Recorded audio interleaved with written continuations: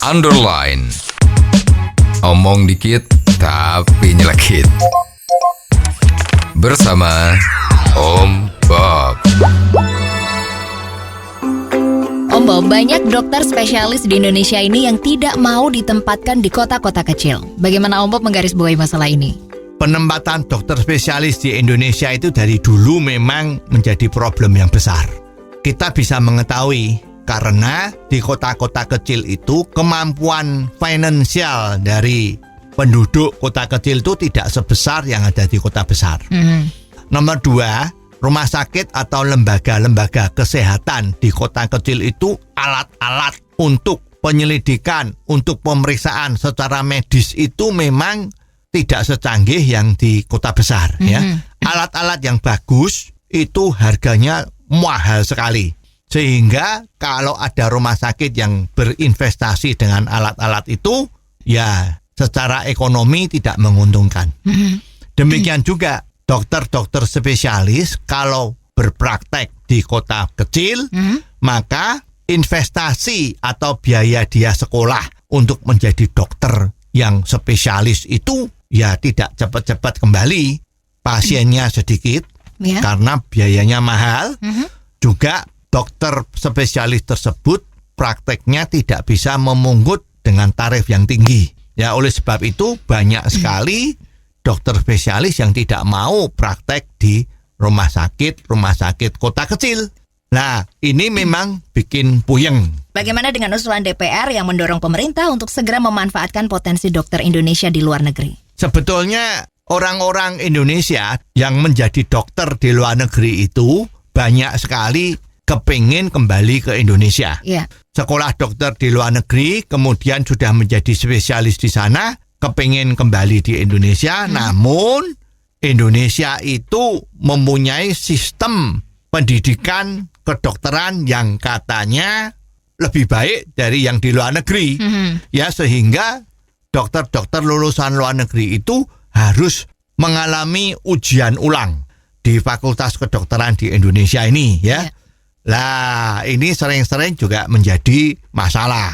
Karena you tahu sendiri, kalau yang menguji itu dokter-dokter di Indonesia, sedangkan yang diuji itu dokter-dokter luar negeri, di mana masyarakat masih menganggap bahwa dokter lulusan luar negeri itu lebih baik daripada dokter lulusan Indonesia.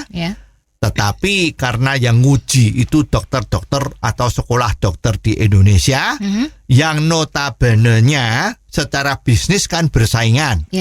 Misalnya seorang dokter ahli kulit di Indonesia menguji dokter kulit yang lulusan luar negeri. Kalau ini lulus, maksudnya diluluskan, kemudian praktek, kan menjadi saingannya dokter yang nguji itu tadi kan.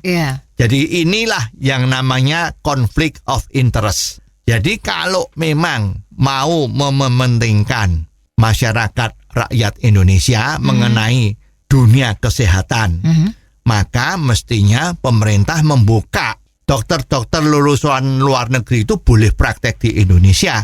Akreditasinya adalah mengikuti akreditasi yang bersifat internasional. Kalau dokter itu lulusan universitas yang sudah betul-betul kredibel di luar negeri, ya nggak usah dites lagi. Apakah ini merupakan solusi yang terbaik, Om Bob? Nah, di dalam masalah yang gawat seperti sekarang ini, di mana banyak sekali pasien-pasien Indonesia itu yang lari ke Penang, lari ke Singapura, lari ke Australia. Belakangan ini banyak juga yang lari ke Tiongkok, ya. Itu ya mestinya ini harus dianggap sebagai tindakan darurat. Bukalah pintu selebar-lebarnya untuk dokter-dokter Indonesia lulusan luar negeri untuk kembali ke Indonesia. Memang masalah ini kan ada politiknya. Tinggal pemerintah itu tinggal berani mengambil putusan atau tidak. Istilahnya itu political will. Buka dulu misalnya setengah tahun, yang masuk berapa, terus dilihat. Kalau memang bagus, ya dibuka lagi. Tapi kalau ternyata dokter-dokter lulusan universitas luar negeri yang terkenal tadi itu ternyata kok malah pasiennya banyak yang nggak sembuh, oh berarti memang terbukti kalau sana itu nggak benar, sehingga kembalikanlah bahwa setiap dokter harus diuji oleh dokter maupun sekolah dokter di Indonesia. Apakah sekarang ini adalah waktu yang sudah tepat Om Bob untuk membuka regulasi seperti itu? Sekarang banyak sekali terdengar banyak investor-investor yang membuka rumah sakit di mana-mana. Ya. Nah, sekarang kalau rumah sakit di mana-mana termasuk di kota-kota menengah, itu tidak ada dokternya bagaimana? Kalau dokternya sedikit, ya otomatis pelayanan terhadap pasien jadi tidak bagus kan? Ya.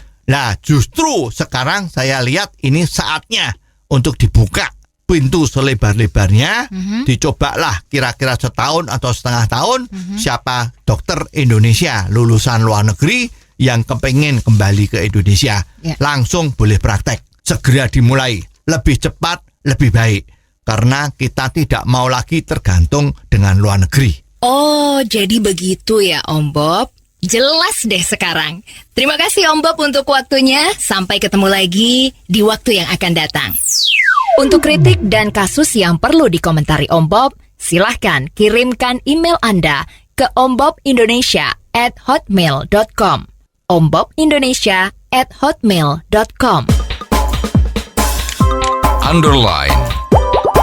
Omong dikit tapi nyelekit. Bersama Om